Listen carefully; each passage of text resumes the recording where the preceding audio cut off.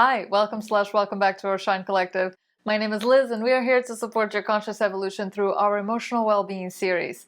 This video is part 2 of expanding your consciousness through mindfulness practice. So we recommend you to check out the previous video before proceeding to this one. In the last video, we talked about how the first key step to enact conscious change is through self-awareness. However, none of us have the mental nor emotional bandwidth to be self-aware in every moment. This is why the next step to support a mindfulness practice is balance. Mindfulness is not something you learn and then automatically all work is done. We have spent our entire lives reinforcing behavioral habits to the point that they have become part of our autopilot patterns. Therefore, expanding our awareness through mindfulness is a process, and an endless one. Mindfulness represents the most conscious way of interacting with and perceiving reality. It can provide insights into our emotions, our thoughts, and reactions.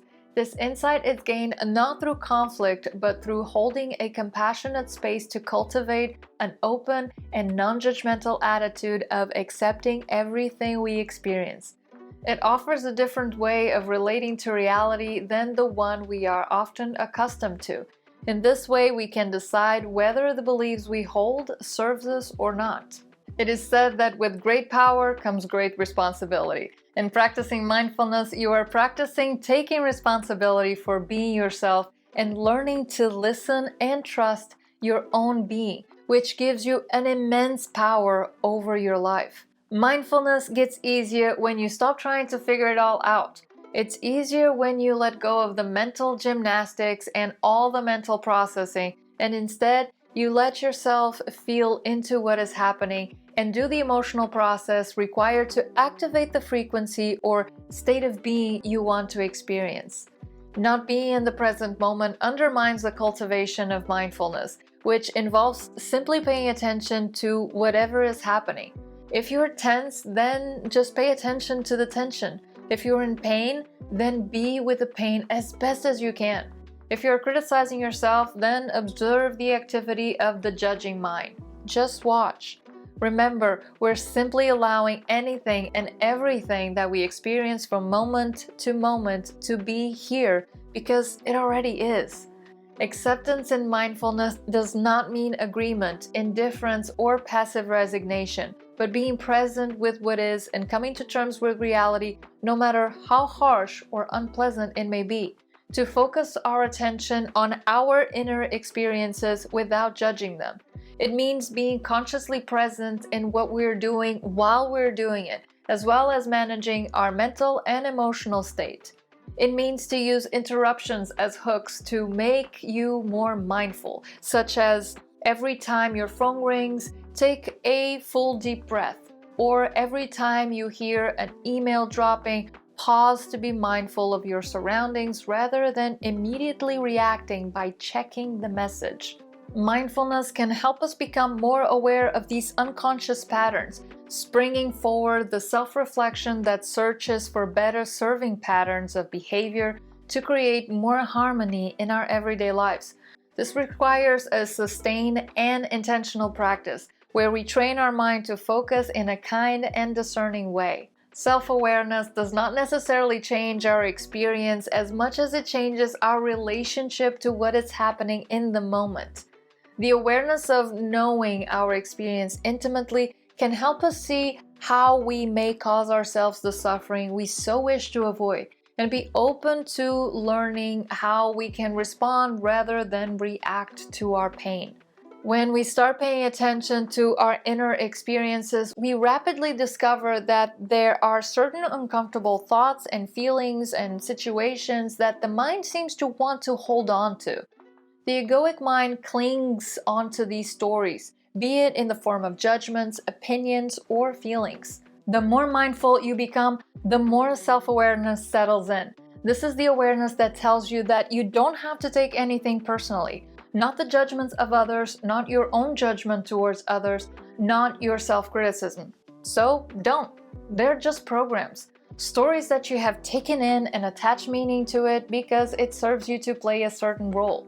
Awareness of that program gives you the power to change it, And any changes that come from within gives you tremendous peace of mind that no one can derail. When you know who you are, when you are present, you hold space for everything you are, all of your gifts, struggles, shortcomings, and suffering. That's what makes your sense of self-power simply unshakable. We can shift none of our judgmental and automated programs without reprogramming our attention, and we can only calibrate our attention in the present and through self-awareness. Otherwise, mindlessness settles in, which results in a dysfunctional ego, one that lacks contact with the inside world. Because it hasn't been programmed to listen to what our body is saying, and it doesn't have compound knowledge of our emotions because we have been suppressing them, the outside world has become the main guide for our ego's focus and therefore our choices. We become located in the outside world without being in contact with our own inner experiences. The conditioned thinking and the outside world are now the only standards. They dictate what is good and what is bad, what is success and what is failure, what is good professions, what is right, what is inappropriate, and so forth. What we believe is important now comes from the outside. The ego is no longer a tool that serves our authentic self, because how could it be if we don't know who we are in the first place? Embracing who, how, and what you are facilitates human collective healing. For in showing up as yourself, you empower others to do the same.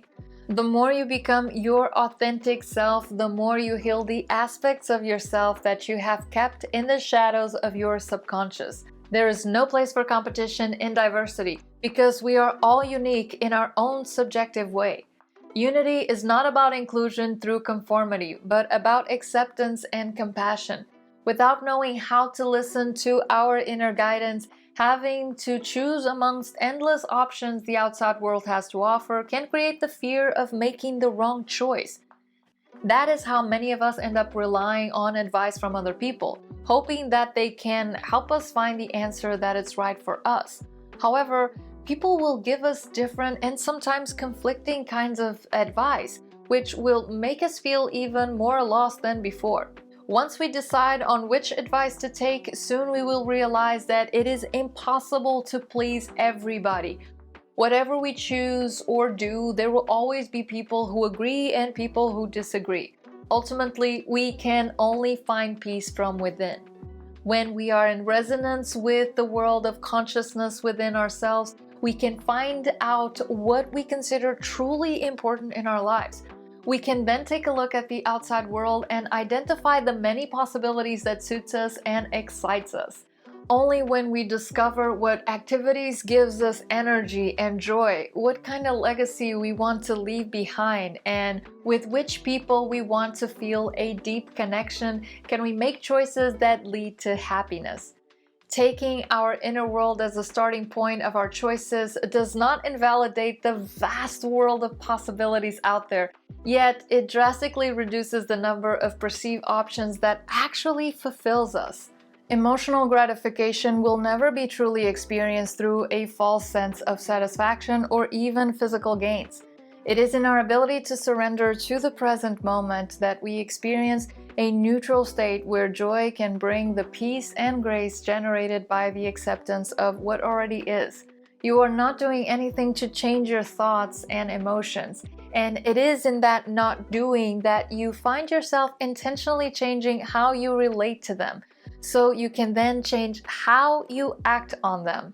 When you become an observer of your own thoughts, they no longer dictate your feelings and actions. Emotional intelligence in mindfulness is somewhat like allowing yourself to feel whatever it is that you do without holding on to that feeling, knowing that it is not permanent, for it's the fear that the feeling might go away that causes you so much stress. If you wish to develop a healthy mind, then aim to become more centered, more focused and relaxed and observant of the world and the patterns within and around you. Take time to discern what actions feels right to you and follow that inner guidance. Use the breath as a catalyst to remain neutral and curious. Remember that everything that is taking place has its resolve, but you won't reach it until you are ready for it to arrive. And you will only be ready once you learn to be in the present and walk through this moment.